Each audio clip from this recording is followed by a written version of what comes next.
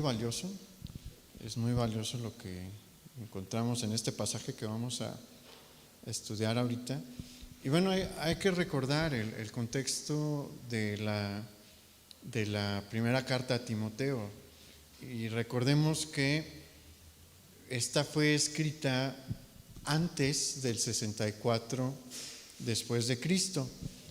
Se escribe antes de que comience la persecución de Nerón, la primer persecución romana, y eso es en el 64 antes de Cristo. Entonces la carta a Timoteo debe de haberse escrito ahí por el 63, tal vez inicios del 64, pero lo más probable es que sea 63 o 62 después de Cristo, perdón.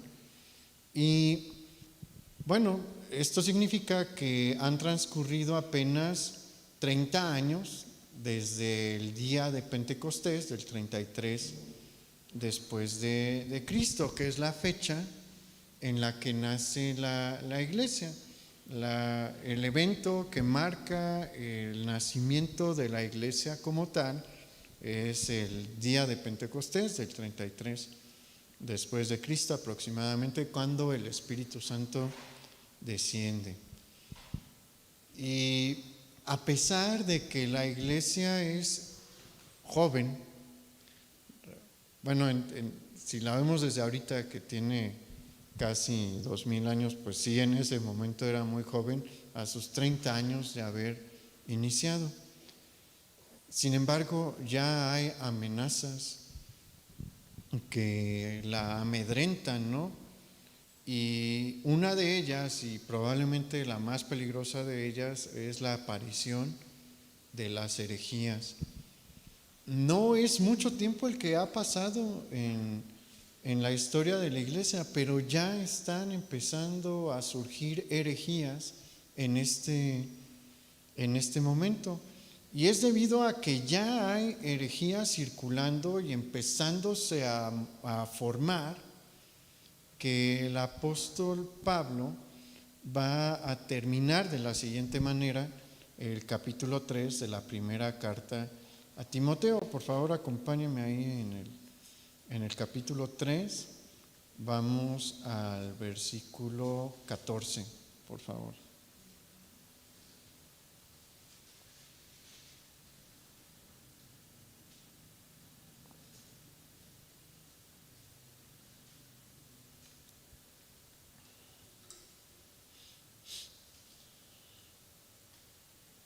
Primera de Timoteo 3:14. Dice: esto te escribo aunque tengo la esperanza de ir pronto a verte, para que si tardo, sepas cómo debes de conducirte en la casa de Dios, que es la iglesia del Dios viviente, columna y baluarte de la verdad. Versículo 16. E indiscutiblemente grande es el misterio de la piedad. Dios fue manifestado en carne, justificado en el Espíritu, visto de los ángeles, predicado a los gentiles, creído en el mundo, recibido arriba en gloria. Y este versículo 16 es el que le menciono que es un tesoro.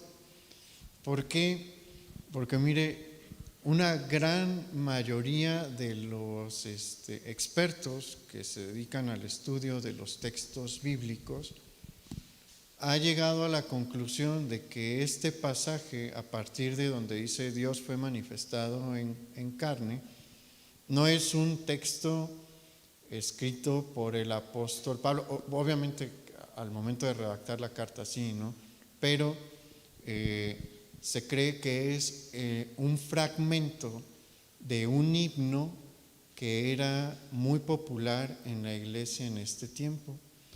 ¿Y por qué le digo que es un tesoro? Bueno, para empezar es un canto de los primeros cristianos, ¿no? Y bueno, no es nada más esto lo que hace que sea tan valioso, sino que esta porción del canto, probablemente el canto era más extenso, pero el apóstol Pablo eligió esta porción para incluirla en la carta a Timoteo, porque este texto contiene varias verdades fundamentales de la fe cristiana y es una evidencia de lo que creían los primeros cristianos que habían recibido el Evangelio de los apóstoles.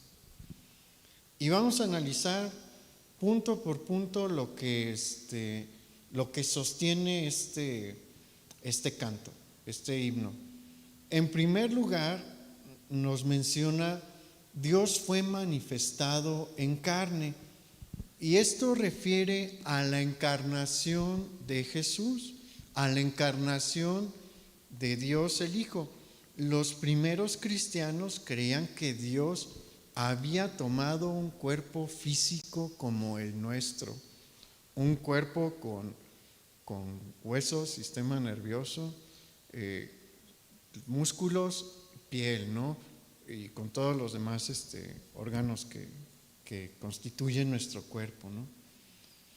Pasando, y esto es importante, pasando por todas las etapas de la vida humana, llegando a la tierra como un bebé, no apareció espontáneamente por obra de su poder ya con un cuerpo de adulto, no, llega como un bebé, se convierte en niño, se convierte después en un adolescente, finalmente llega a la etapa adulta hasta su muerte en la cruz.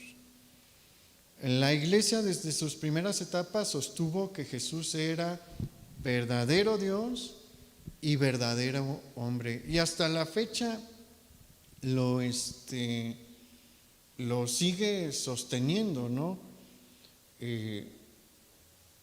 Eso ha sido una verdad fundamental constante de la fe que se desprende de la enseñanza recibida de los apóstoles.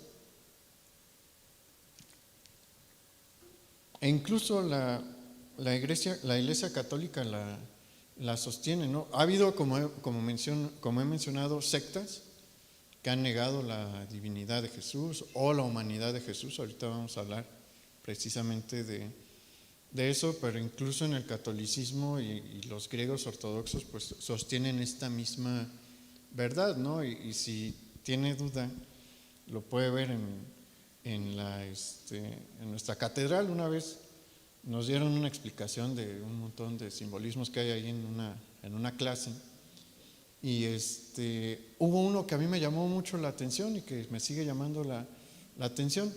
Las torres de la catedral, las dos tienen una cruz, pero una está hecha con cantera y la otra está hecha con hierro, creo que es hierro.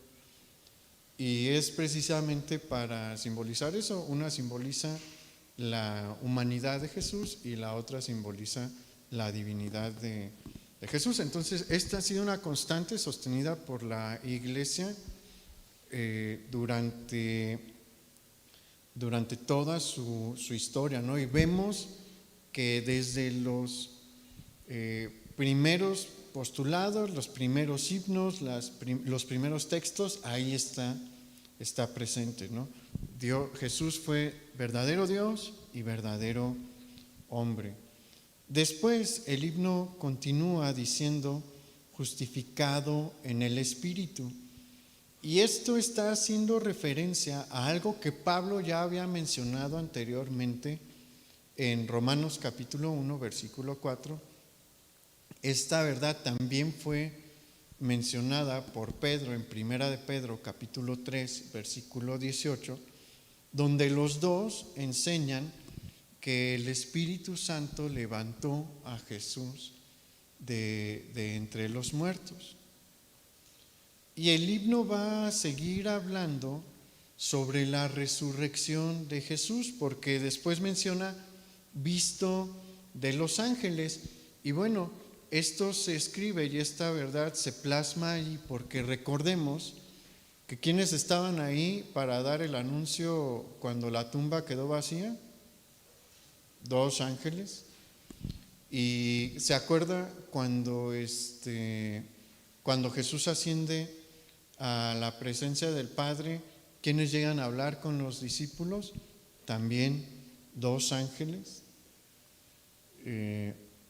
Después va a decir el himno, va a entonar el himno, predicado a los gentiles, creído en el mundo. Y estas 2 estrofas nos hablan sobre la predicación del mensaje del Evangelio y la recepción que tuvieron los gentiles. Y esto de la recepción por parte de los gentiles es muy importante, porque aunque en el Antiguo Testamento la salvación estaba abierta a todos, estaba más complicada la cosa porque necesariamente tenían que ajustarse a todo lo que señalaba la ley de Moisés, ¿no?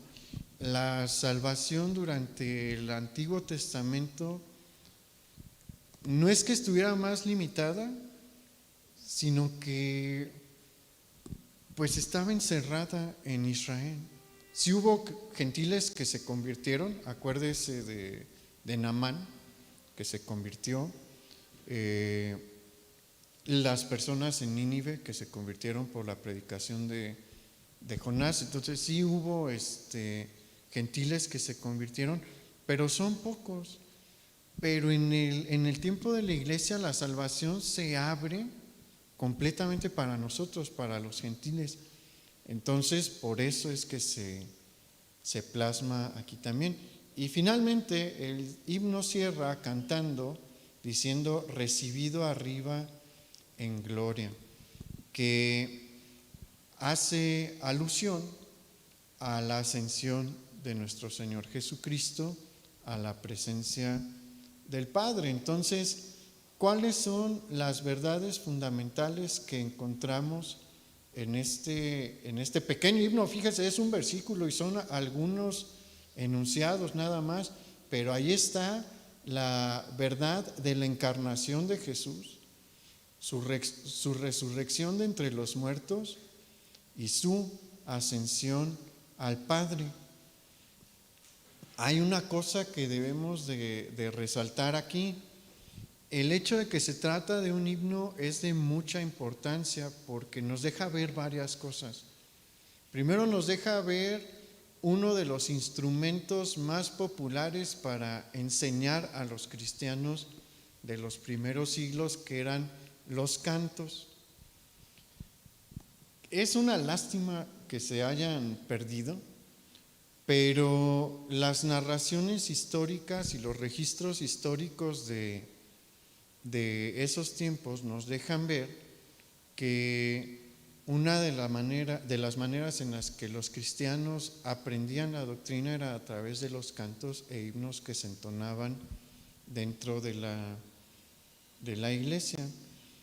Pero algo que es todavía más importante que eso es que podemos encontrar las doctrinas básicas del cristianismo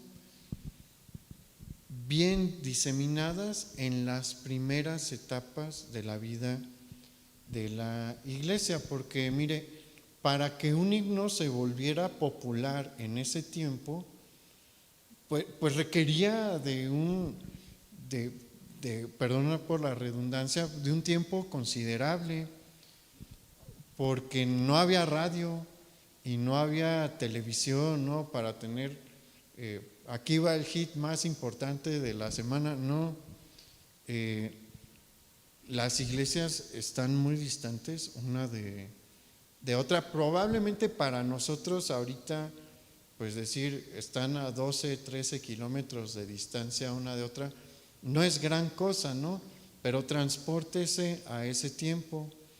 Una distancia de 20 kilómetros le puede tomar a una persona un día completo recorrerla, ¿no?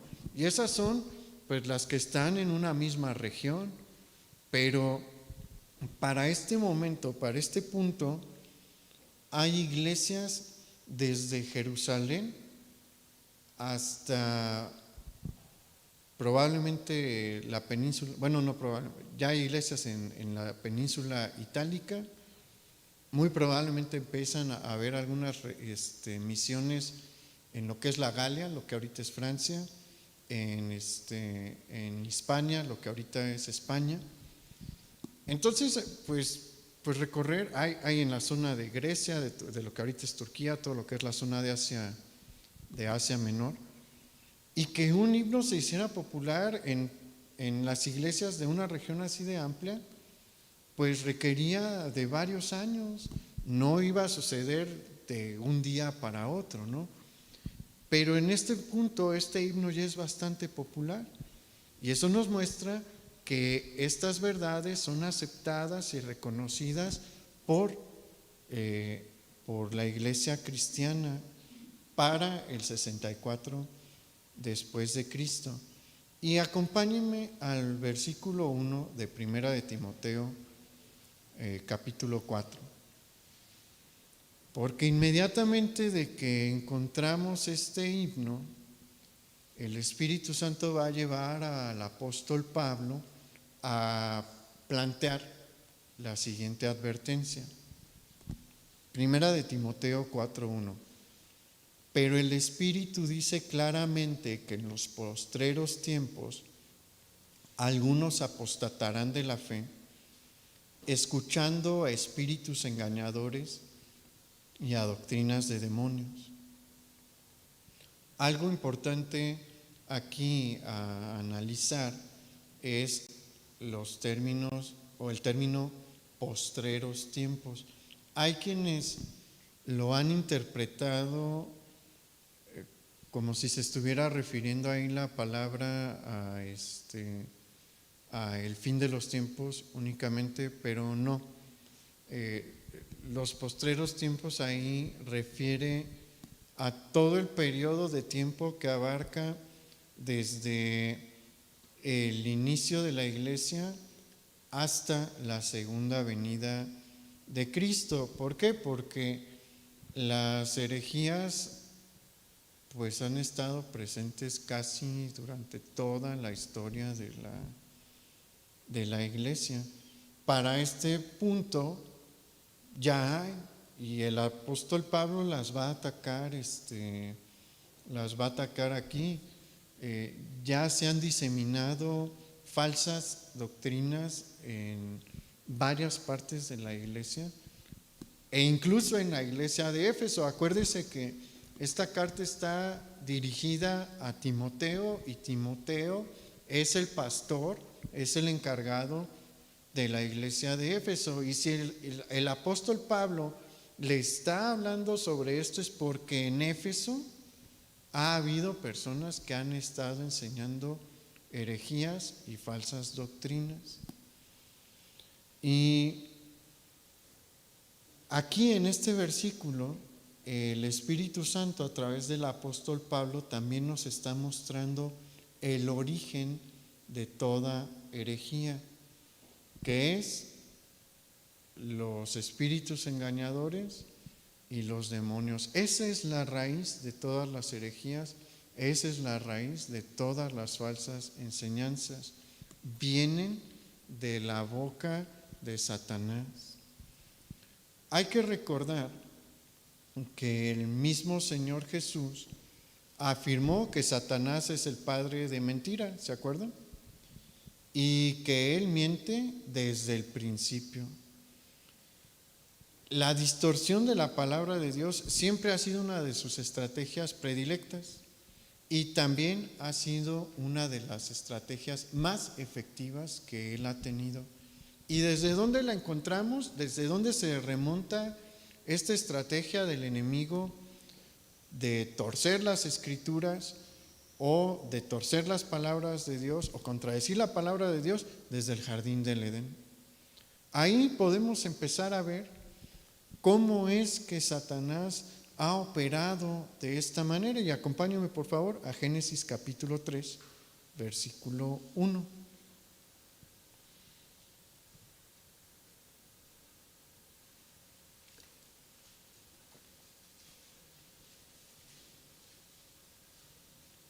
Génesis capítulo 3, versículo 1 dice: Pero la serpiente era astuta, más que todos los animales del campo que Jehová Dios había hecho, la cual dijo a la mujer: con que Dios os ha dicho, no comáis de todo árbol del huerto. Y aquí podemos encontrar la primer estrategia de la serpiente para engañar a Eva. ¿Qué fue lo que hizo Satanás ahí? Distorsionar las palabras dadas por Dios. Porque Dios nunca le dijo a Adán: no comas de todo árbol del huerto. ¿Cuáles fueron las palabras literales de Dios a Adán? De todo árbol del huerto podrás comer, mas del árbol de la ciencia del bien y del mal no comerás, porque el día que de él comieres, ciertamente morirás. Entonces es una distorsión, ¿no?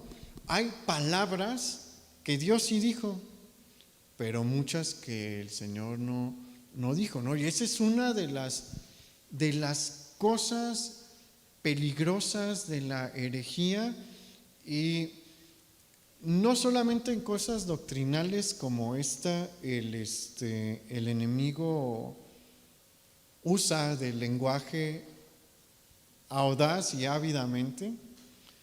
En cosas de la vida cotidiana lo estamos viendo ahorita, y a mí me parece alarmante. Mucha gente no se da cuenta, pero nosotros como cristianos debemos de darnos cuenta, porque así, con pequeños detalles importantes, el enemigo mete su veneno y mete su confusión. Le voy a dar un ejemplo de la vida del México de hoy.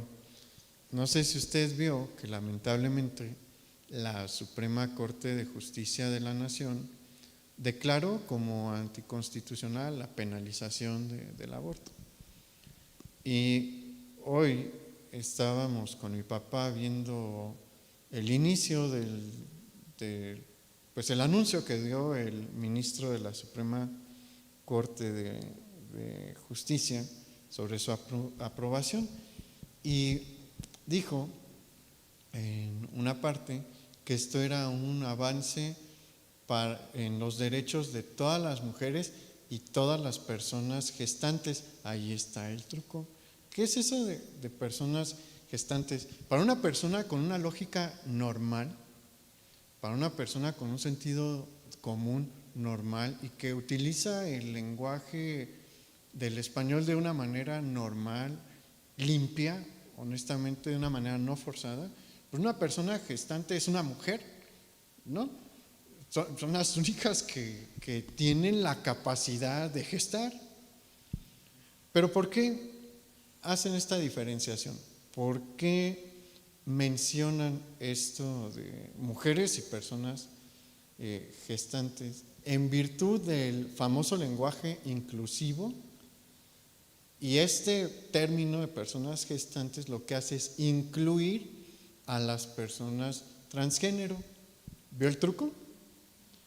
Uno escucha eso y dice: pues las personas gestantes, y lo deja pasar así, ¿no? Pero si uno está atento a lo que están diciendo, puede ver la agenda política, en este caso es una agenda política y diabólica, atrás de su vocabulario, atrás de las expresiones que están utilizando, porque así es Satanás. Satanás sabe bien que el lenguaje es poderoso, el lenguaje puede lograr muchas cosas. ¿Y qué es lo que ha estado intentando hacer? Siempre, ¿no? Pero recientemente manipular el lenguaje. La Real Academia de la Lengua Española ha dicho en varias ocasiones que las flexiones les o no son propias del español, porque están diciendo que uno debe de decir amigues, y esas tonterías, honestamente, perdónenme la expresión, pero son tonterías. Y la Real Academia de la Lengua Española les dijo: eso no es natural, están queriendo forzar la lengua para promover una agenda política. Pero vea desde dónde surge, desde dónde vienen los orígenes de esta manipulación del lenguaje. Bueno, es una de las estrategias del enemigo. Vamos a modificarle tantito, vamos a cambiarle tantito, pero ¿qué consecuencias vienen? Consecuencias terribles. Para aquel que se traga el veneno, ¿qué le vienen? Consecuencias terribles y graves. Vamos a ver, vamos a Génesis 3, ahí donde estábamos, a los versículos 4 y 5, porque aquí vamos a ver otra estrategia de la serpiente. Ahí dice: entonces la serpiente dijo a la mujer: no moriréis, sino que sabe Dios que el día que comáis de él serán abiertos vuestros ojos y seréis como Dios, sabiendo el bien y el mal. Aquí Satanás ya no está distorsionando, ¿no?, lo que dice Dios, lo está contradiciendo directamente. Lo está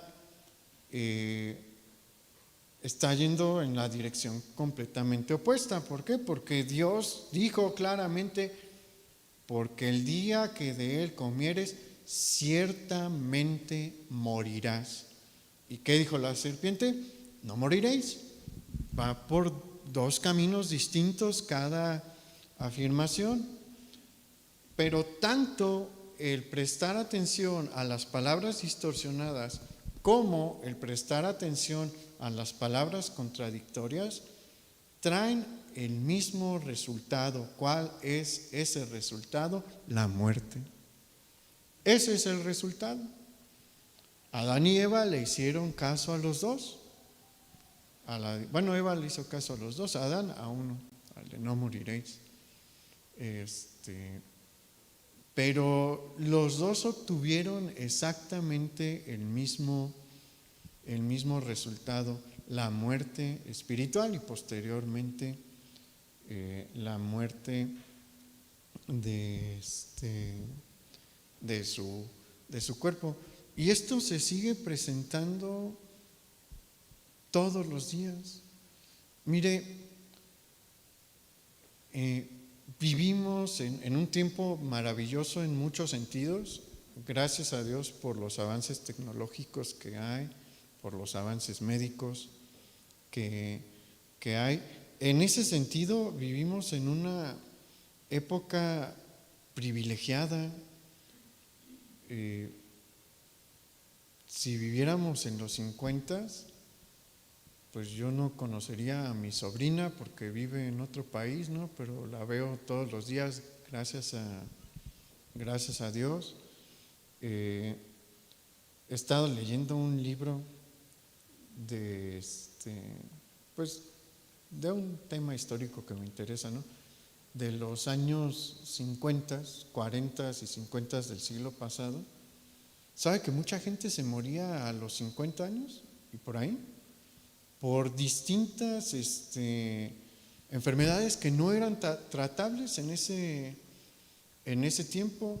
Ahorita muchas de esas enfermedades ya son tratables y tenemos una esperanza de vida mucho mayor. En ese sentido, pues sí vivimos en un tiempo especial, pero también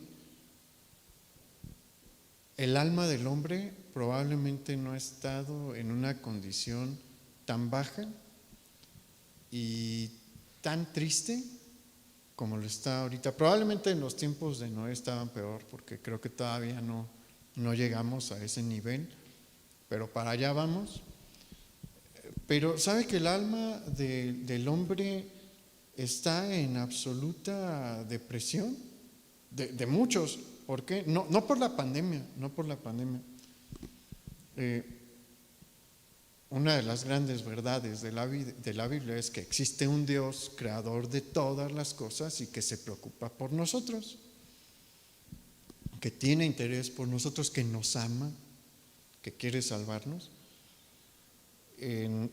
Bueno, a lo largo de toda la historia humana ha habido pensadores ateos, ¿no? Pero a partir del siglo XIX es que empieza el ateísmo a tener un empuje mayor.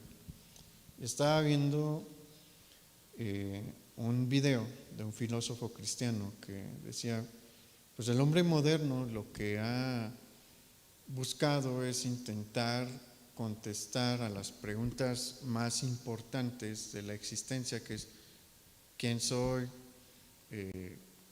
¿Para qué estoy aquí? ¿Hacia dónde voy? Sin tomar en cuenta a Dios, es decir, diciendo Dios no existe, nada más existo yo, no nada más existe lo material. Y la cosa es que las respuestas que ha encontrado el hombre al momento de desplazar a Dios, de ninguna manera son emocionantes y benéficas, sino que son tristes y terribles, porque si no hay Dios, en última instancia, todos estamos condenados a la extinción. La raza humana y todo el universo está condenado a extinguirse. Y como todo, al final de cuentas, va a terminar en nada, pues resulta que nosotros somos nada, que nuestra existencia no tiene valor. Y menciono un ejemplo que cuando lo dio dije, sí es cierto, nuestra existencia tiene tanto valor como la existencia de las parvadas de los mosquitos. Y sí, si todo se va a acabar, valemos lo mismo que los mosquitos. Vea, si hay Dios, nuestra vida tiene propósito. Todas estas respuestas todas estas preguntas tienen una respuesta emocionante, positiva. Si no hay Dios, ¿quién es el que dice no hay Dios? Satanás. Finalmente, de ahí viene la raíz de ese pensamiento. ¿Cuáles son las respuestas? Estas horribles respuestas de que la vida humana no tiene ni propósito ni sentido. ¿Y qué ha generado? Bueno, aumento de suicidios, aumento del estrés, aumento de la depresión y de un montón de enfermedades mentales, porque vivir en un mundo en el que sabes que todo lo que hagas en la vida, sin importar cuán importante haya sido para la historia de la humanidad, al final de cuentas vale nada. Entonces puede ver cómo atender la voz de Satanás siempre trae como consecuencia la muerte, siempre trae como consecuencia la muerte. Ahora acompáñenme ahí en 1 de Timoteo capítulo 4 versículo 2, porque en el versículo 1 el Espíritu Santo a través del apóstol Pablo nos revela que la raíz, el origen de toda herejía es Satanás y sus espíritus, los espíritus que están a su servicio. Pero en el versículo 2 vamos a encontrar el perfil de los hombres que portan la herejía, que le están transmitiendo y que le están diseminando. El versículo 2 nos dice: por la hipocresía de mentirosos que, teniendo cauterizada la conciencia, ahorita vamos al versículo 3, pero aquí vemos cuál es la característica de estos hombres. Son hombres y mujeres hipócritas, que aparentan ser algo que no son, y son mentirosos de igual manera. Son hombres que tienen la conciencia cauterizada y su conciencia está tan sumergida en su mentira que ya no pueden reconocer la verdad a pesar de que la tengan enfrente de ellos, a pesar de que esté justo frente a sus narices.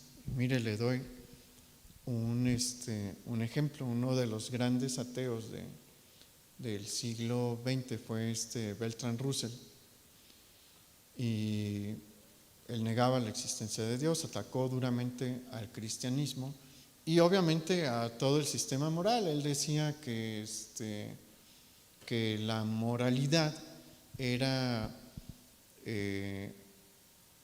pues cosas de gustos personales, pero en una ocasión se vio obligado a confesar que, pues sí, que él sostenía que la moralidad, los principios morales son cuestión de gusto personal, ¿no? Que no existe una moralidad absoluta, que no existe un bien y un mal absolutos, que todo es relativo y cuestión de gustos. Pero una vez tuvo que admitir que pues él no podía vivir así y que no encontraba una solución filosófica a ese problema al cual él se enfrentaba, ¿no? ¿Qué nos enseña eso? Pues una postura hipócrita, porque por un lado me estás admitiendo que no existen los valores morales, que no existe un bien y un mal absoluto, que no puede nadie decir matar es malo, porque esa es una consecuencia inmediata de negar los valores absolutos. Nadie puede decir que matar es malo, que la guerra es mala, es imposible hacerlo. Por un lado me dices eso, y por otro lado me dices, no se puede vivir así, ¿no? Vamos a vivir como si existiera Dios, pero sabiendo que no existe, o creyendo que no existe, ¿no? Eso es una postura hipócrita, o sea, no es una postura coherente, no es una postura con una hilación. Es una postura de doble moral, de doble cara. Así son los que llevan estas falsas enseñanzas, los que llevan las herejías, se presentan con una cara de piedad también, pero en realidad llevan unas vidas terribles. Vea cómo es la vida de los líderes de los cultos, no los cultos cristianos así, sino de los que son como sectas. Llevan unas vidas terribles, pero tienen así a los que los siguen, ¿no? Fanatizados a los que los siguen, y no están dispuestos a cambiar su postura. Mire, cuando la iglesia ha tenido que lidiar con los líderes de las herejías, no se convierten, aunque les muestren con las escrituras que están en una postura equivocada. Cuando mucho tiempo después, varios siglos después, cuando se levantó Arriano es como que la raíz de los testigos de Jehová, porque él empezó a predicar que Jesús era un ser creado y que era el Hijo de Dios, pero no era igual que Dios el Padre. Y pues muchos le hicieron caso, y llegó un punto en el que los demás líderes de la iglesia dijeron: es que sabes que estás mal. Y se armó un problema doctrinal fuerte que se tuvo que solucionar en el Concilio de Nicea.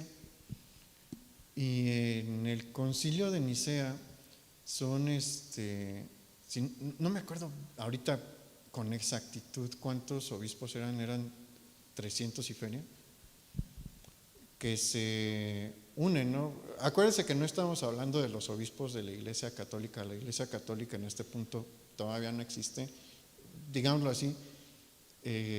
300 encargados regionales de las iglesias, ¿no?, de ese tiempo, y todos se ponen a exponer y a decir: es que la escritura enseña otra cosa. ¿Arriano se convirtió a Arriano? No, De todos los que estuvieron ahí involucrados, solo 2 apoyaron la postura de Arriano. Los 300 y tantos más le dijeron: lo que estás diciendo va en contra de lo que enseñaron los apóstoles, va en contra de lo que dicen los textos apostólicos. ¿Y los convirtieron? No. ¿Por qué? Porque está su mente tan cauterizada ya, han negado tanto la verdad que no la pueden reconocer ya. Entonces es bien peligroso y por eso necesitamos estar alertas. Mire, fíjese cómo son las señoritas que están apoyando estos movimientos feministas radicales. No las puede uno convencer. Aunque uno les presente los documentos ahí contradiciendo todos sus postulados, no las convences. Me ha tocado leer literatura en contra de estos movimientos y son libros muy bien documentados, son libros que citan fuentes, ¿no?, corroborables, y satanizan a las personas que escriben esos libros por cuestiones sentimentales. O sea, no pueden atacar lo que dicen ahí porque son cosas que no se pueden refutar.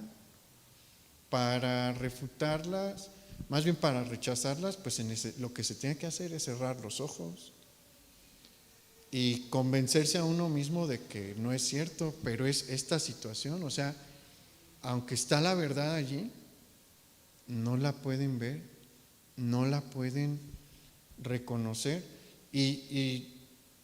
bueno, me ha tocado, ¿no?, por cuestiones de trabajo,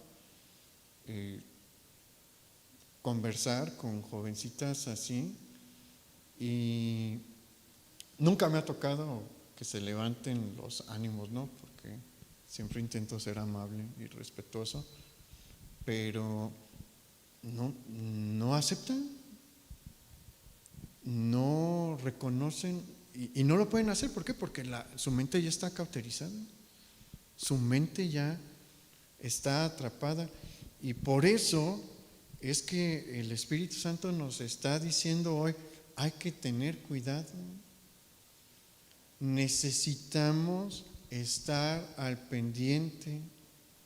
Y fíjese lo que estaba sucediendo acá en la iglesia de Éfeso. Vamos al versículo 3 de Primera de Timoteo 4. Dice: prohibirán casarse y mandarán abstenerse de alimentos que Dios creó, para que con acción de gracias participasen de ellos los creyentes y los que han conocido la verdad. Porque todo lo que Dios creó es bueno y nada es de desecharse si se toma con acción de gracias, porque por la palabra de Dios y por la oración es santificado. En estos versículos encontramos 2 corrientes que el apóstol Pablo está atacando, 2 corrientes de pensamiento que han surgido y que se están formando en la iglesia, que el apóstol Pablo viene a frenar. La primera es un ataque hacia los grupos judaizantes. Este ha sido uno de los males que más ha aquejado a la iglesia durante siglos. Desde los inicios de la iglesia hubo una tendencia a judaizar, y esa corriente sigue viva hoy, ¿eh? No crea que está erradicada. Por ahí tiene sus brotes, porque pues honestamente se ve muy atractivo todo esto de los rituales, los rituales de los judíos, y pues a mucha gente le llama, y está bien estudiar a la nación de Israel. De hecho, yo recomiendo que se estudie, ¿no?, la cultura judía y demás, pero una cosa es estudiarla y una cosa distinta es querer ser como ellos.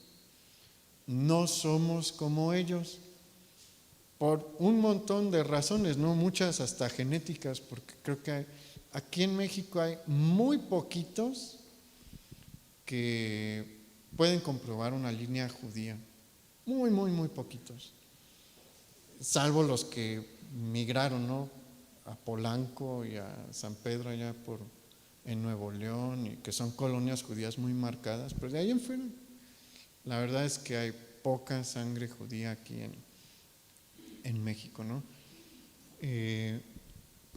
Muy poquitos tienen linaje de Abraham. Y otra es que pues el cristianismo va en una dirección totalmente distinta, porque el judaísmo sigue con la ley y su tradición, porque aparte de la ley de Moisés está el Talmud y demás. Y el cristianismo va por la gracia, por el camino de la gracia. Entonces van en direcciones completamente distintas, ¿no? Y un grave riesgo, si no se tiene un equilibrio a la hora de estudiar el judaísmo y demás, es pues caer en la tentación de resbalar y empezar a vivir bajo la ley y rechazar la gracia, que sí pasa, y aquí hay unos vecinos que están en esa situación, empezaron como cristianos y ahora dicen que son judíos. Entonces no crea que es algo menor, hay que tener cuidado y equilibrio. Y bueno, aquí lo que estaba pasando era que grupos les estaban enseñando que debían de guardar la dieta de la ley de Moisés. Es una dieta sana. Ahora que estamos en estos tiempos le llaman la era fitness, pues sí, ellos tienen una dieta sana, ¿no? Porque no comen cerdo, no comen mariscos, que están bien buenos todos, pero no son tan saludables, ¿no? Una vez vi que una rebanada de pepperoni tiene tanta grasa saturada como un kilo de queso. Entonces, pero está bien bueno, ¿no?, el pepperoni. Pero mire, sí es una dieta sana, sí. Pero pues el Señor claramente en el Nuevo Testamento nos enseñó que eso ya no era aplicable. En el libro de los Hechos, el Señor le muestra a Pedro que puede comer de todos los animales. Y en el Concilio de Jerusalén, en el mismo libro de los Hechos, que es el primer concilio de la Iglesia, una de las resoluciones del concilio es que solo se va a prohibir, y eso sigue vigente hasta la fecha, que comamos alimentos sacrificados a los ídolos, comer sangre o comer animales ahogados, pues porque no se desangraron, ¿no? Pero fuera de ahí, lo que quieran, conejo, a mí me gusta el conejo, que es un animal inmundo también, y bueno, los mariscos y demás, se puede comer, ¿no? Entonces esa es una de las cosas que está atacando el apóstol Pablo. Pablo ya había tenido una fricción con Pedro justamente por esto, porque pues coincidieron Pedro y Pablo en un lugar gentil, y pues Pedro le entraba a las carnitas y a todos los animales inmundos que preparaban, ¿no? Y resulta que llega un grupo de cristianos judíos de Jerusalén, y ahí cuando llegan ellos, Pedro pues deja de comer cerdo y carnitas y lo que usted quiera de animales inmundos, y Pablo le dice: oye, estás mal, lo que estás haciendo no está bien, tienes que corregirlo, porque no vas a imponerle la ley a nuestros hermanos que están aquí. Y bien que le entrabas, no seas hipócrita, le dijo pues prácticamente, ¿no? Entonces esa es una de las cosas que está atacando a Pablo, pero Pablo también va a empezar a atacar a una corriente que probablemente le va a dar origen al gnosticismo.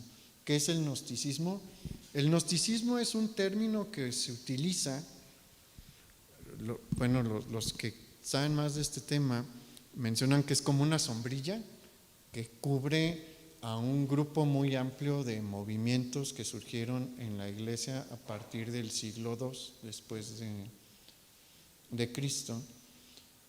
Estos grupos decían que ellos ofrecían un camino de iluminación a través de un maestro o de un filósofo que poseía el conocimiento o la gnosis, ¿no? De ahí surge la palabra gnosticismo. Gnosis significa conocimiento. Ofrecían un conocimiento especial y secreto revelado solamente a un grupo selecto para que llevaran un estilo de vida particular, ¿no? Son muchas las ramificaciones del gnosticismo que hubo, pero todos tienen ciertos rasgos en común. Uno de sus rasgos en común es que tienen una fuerte influencia del pensamiento de Platón, que es un pensamiento que sostiene que hay dos mundos, un mundo espiritual y un mundo material. Los gnósticos, todos los gnósticos van a sostener que el mundo espiritual es bueno por su propia naturaleza y que el mundo material es malo por su propia naturaleza. ¿El mundo material es malo por su propia naturaleza? No. La Escritura enseña que cuando Dios terminó la creación dijo, y vio Dios que era bueno. En cada día de la creación del universo material, ¿no? El Señor dijo, es bueno. Entonces, el mundo material no es malo por su propia naturaleza. Pero esto ya es una desviación, ¿no?, de la verdad bíblica, pues llevó a estos grupos a enseñar cosas malignas, como que ellos empezaron a decir, ¿saben qué? Como el mundo material es malo por su propia naturaleza, Jesús no pudo haber venido con un cuerpo como el nuestro. Y van a empezar a negar la humanidad de Jesús. Y ¿por qué notamos que viene este pensamiento gnóstico aquí incluido en lo que dice Pablo? Por la prohibición que hacían estas personas de contraer matrimonio. Estos grupos consideraban que el matrimonio, como lleva implicado el acto sexual, que es un acto pues físico, pues era un acto para ellos pecaminoso. ¿La Biblia enseña que el sexo es pecado? No, siempre y cuando sea dentro del matrimonio no es pecado. Pero pues por este pensamiento filosófico ellos decían, no, pues es que el matrimonio es malo, y prohibían que se estuvieran casando. Y el matrimonio es de las cosas más preciadas para Dios, porque la creación estuvo completa. La creación termina hasta que Eva le es entregada a Adán. ¿Y cómo se le está entregando Dios? Como su esposa. Fíjese qué bonito fue eso, ¿no? Ven las bodas que el padre entrega a la novia. ¿Quién entregó a Eva? Dios. Yo pienso que ha de haber sido un acto ceremonial muy bonito, ¿no? El matrimonio no es malo, la Biblia lo valora y lo exalta. Y bueno, Pablo va a empezar a poner orden aquí, inspirado por el Espíritu Santo. Y cuando vemos estos elementos que al final de cuentas van a llevar a que estos grupos nieguen la humanidad de Jesús, podemos ver que de ninguna manera fue casual que el apóstol Pablo haya elegido el himno que encontramos en Primera de Timoteo 3:16, porque si usted recuerda, el himno comienza diciendo, ¿Dios qué? Dios fue manifestado en carne. El apóstol Pablo va a dejarnos esta joya allí, mostrándonos que es la enseñanza de los apóstoles, y los apóstoles son las personas más cercanas a Jesús que hubo en la tierra, y ellos sostenían que Jesús había tenido un cuerpo como el nuestro, que Jesús fue verdaderamente Dios, pero también fue verdaderamente hombre. Y mire, esas son de las cosas bien bonitas de la Escritura, ¿no? Que no hay cosas casuales ahí. Todo lo que se escribió ahí fue cuidadosamente seleccionado por la mente más grande que existe, que es la de Dios, utilizando a sus siervos, ¿no? Porque, bueno, no sabemos si Pablo escribió directamente, o sea, con su puño y letra la carta. En muchas ocasiones lo que se acostumbraba a hacer era que la dictaban. Tenían a alguien que ahí estaba tomando el dictado, ¿no? Y una cosa que a mí me sorprendió es que, pues hasta el siglo XVIII, y no sé si en el XIX, era algo bien común. Hay un autor alemán que tiene varios libros que me gustan, se apellidaba Goethe, y tuve la oportunidad de ir de una vez visitar su casa ahorita es un museo, no está vivo obviamente, y en la parte de abajo, como un sótano, tenía su estudio, y estaba también la mesa de su escribiente, porque muchas de sus obras él se las dictaba a alguien y esa persona escribía lo que él le estaba dictando. Entonces, esto pues sí fue usado el apóstol Pablo con su vocabulario, con su capacidad para narrar, dictar y demás, pero es el Espíritu Santo haciendo la obra y seleccionando lo que se va a poner ahí. No es casualidad que se haya tomado este himno y que se haya incluido este himno ahí. Bien, vamos a continuar para ya ir terminando. Vamos al versículo 6, ahí en Primera de Timoteo 4. Dice: si esto enseñas a los hermanos, serás buen ministro de Jesucristo, nutrido con las palabras de la fe y de la buena doctrina que has seguido. Desecha las fábulas profanas y de viejas, ejercítate para la piedad, porque el ejercicio corporal para poco es provechoso, pero la piedad para todo aprovecha, pues tiene promesa de esta vida presente y de la venidera. Palabra fiel es esta y digna de ser recibida por todos, que por esto mismo trabajamos y sufrimos oprobios, porque esperamos en el Dios viviente, que es el Salvador de todos los hombres, mayormente de los que creen. Esto manda y enseña. Aquí el apóstol Pablo va a reforzar su mensaje a Timoteo, señalándole que un buen ministro de Cristo se caracteriza por transmitir a aquellos que están bajo su cuidado las enseñanzas de la sana doctrina. Ese es el sello de todo buen siervo del Señor, que se esmera por enseñar y transmitir la sana doctrina. Y usted vea, mire, hay diferencias entre las distintas denominaciones de la iglesia. Sí, los luteranos son distintos a los a los presbiterianos, son distintos a los bautistas, son distintos a los metodistas, son distintos de nosotros que somos evangélicos.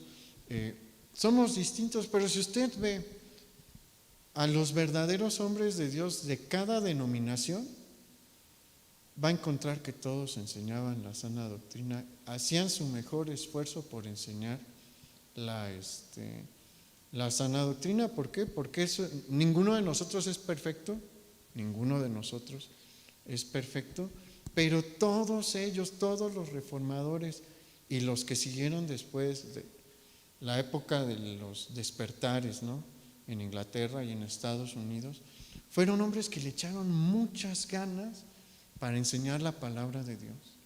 Se enfocaban por enseñar la palabra de Dios. El versículo 7 nos hace nuevamente una llamada de atención para no dejarnos ir por mitos y fábulas y narraciones fantásticas que pueden llamar mucho la atención, pero terminan desviándonos.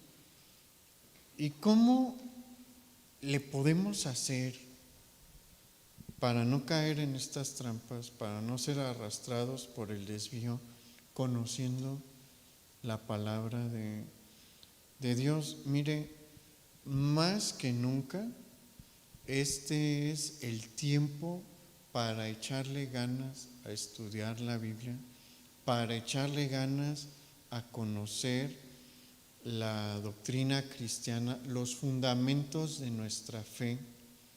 Este es un tiempo en el que todavía lo puede hacer y ser usado por Dios. Adelante, porque la generación que se está levantando, tristemente es una generación terrible que se lo va a comer si usted no se prepara. El Señor nos está llamando hoy a prepararnos, porque mire, si usted no se da cuenta, la serpiente se le va a meter a la casa rápido y va a hacer daños y estragos. Los ataques ahorita siguen siendo sutiles, como lo que le mencioné de la Suprema Corte hoy. Y ve, si usted escucha el discurso político, todo tiene una carga ideológica. ¿Se acuerda que desde Fox se empezó a decir mexicanas y mexicanos y demás? No es casualidad. Están trabajando. A veces lo hacen de manera consciente, a veces de manera inconsciente, pero ¿sabe quién lo hace de manera consciente? El diseñador de todas estas cosas. ¿Quién es el diseñador? Satanás. ¿Y sabe qué? Él es muy inteligente. No debemos de subestimarlo. Ese es uno de nuestros principales errores, si me deja decírselo, que subestimamos a nuestro enemigo. Es más inteligente que nosotros, la verdad, porque como humanos somos muy limitados, pero no es más inteligente que Dios. Y Dios es el que está de nuestra parte, pero debemos de estar al pendiente de lo que está pasando. Tiene que estar al pendiente de lo que escuchan sus hijos, tiene que estar al pendiente de lo que se habla comúnmente. Mire, los medios de comunicación son un instrumento, uno de los instrumentos predilectos de Satanás. Yo creo que todos aquí, salvo tal vez Aldo, pero todos los demás podemos notar que la manera de expresarse del mexicano empeoró en la década de los 90.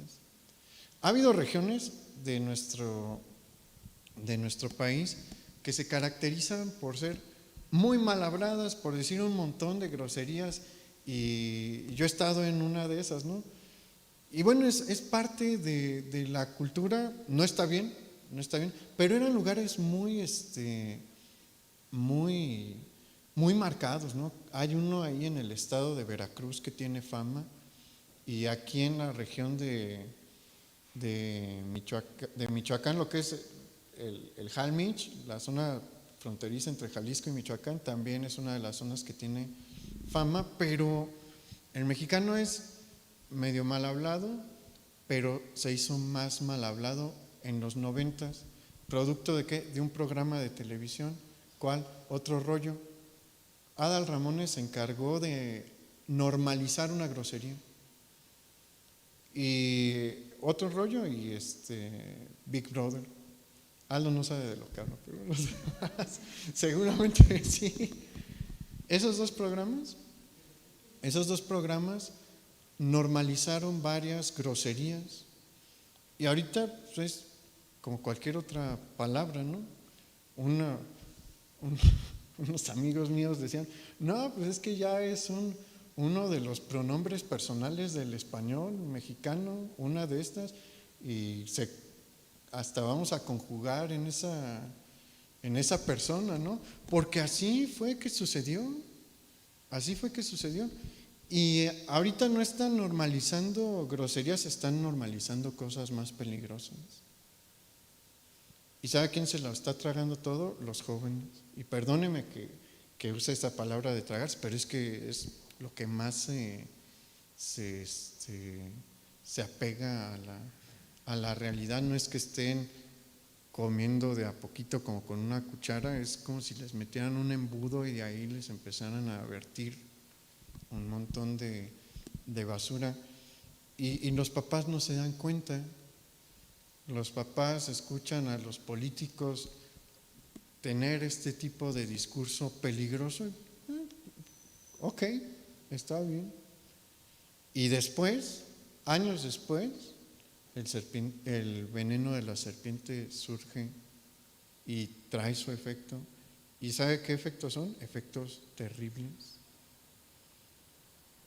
Muchos dicen que no entienden por qué un día sus hijas les dicen que son lesbianas, o sus hijos les dicen que son homosexuales. Pues sí, no lo entienden porque nunca estuvieron al pendiente de qué estaba entrando a la mente de sus hijos. Este es un llamado principalmente para los líderes, ¿no? Porque se está refiriendo a los líderes de la iglesia, pero también es un llamado para usted, papá. Nosotros estamos al pendiente y estamos, pues sí, monitoreando lo que pasa alrededor también para advertirle, pero usted tiene que estar al pendiente también para advertir en su casa. No todo el mundo es líder en la iglesia, pero todo padre de familia es líder en su casa, y deben de tener el mismo cuidado y recibir las mismas palabras que se le dieron a Timoteo. Entonces, yo creo que el Señor nos está llamando a despertar y a echarle ganas. Usted nunca va a identificar cuando Satanás está distorsionando algo dicho por Dios o negando algo dicho por Dios si no lee la palabra y si no le estudia. Entonces, tenemos que despertar como iglesia y echarle ganas ahí. Vamos a orar. Señor, te damos muchas gracias por tu palabra y porque hoy nos sigues mostrando que estamos a tiempo, pero que no podemos perderlo más, que no podemos perder más el tiempo, y es hora de que le echemos más ganas. Es hora de que nos levantemos y estemos como el atalaya vigilante de los peligros que vienen, porque son muchos los peligros que hay. Son muchos los peligros que vienen y necesitamos, Señor, atender estas palabras. Estas palabras las diste hace casi 2000 años, pero siguen siendo vivas hoy. y se siguen aplicando hoy, y tristemente tus hijos siguen sin prestarles atención. Señor, ayúdanos, porque si abrimos bien los ojos podemos ver una marea que se viene, y en lugar de prepararnos para resistirla, pareciera que nos le estamos poniendo enfrente para que nos arrastre y se lleve a nuestros seres queridos de por medio. Señor, ábrenos los ojos y permítenos entender los tiempos en los que vivimos, porque no son fáciles. Y tú, Señor, vas a demandar de nosotros nuestra negligencia si no atendemos tu voz. Ayúdanos a entender eso y ayúdanos a crecer. Pon hambre en nosotros por tu palabra, por conocerte más a ti. Danos discernimiento también. Te lo pedimos, Padre, en el nombre de Jesús. Amén. Pues el Señor le bendiga.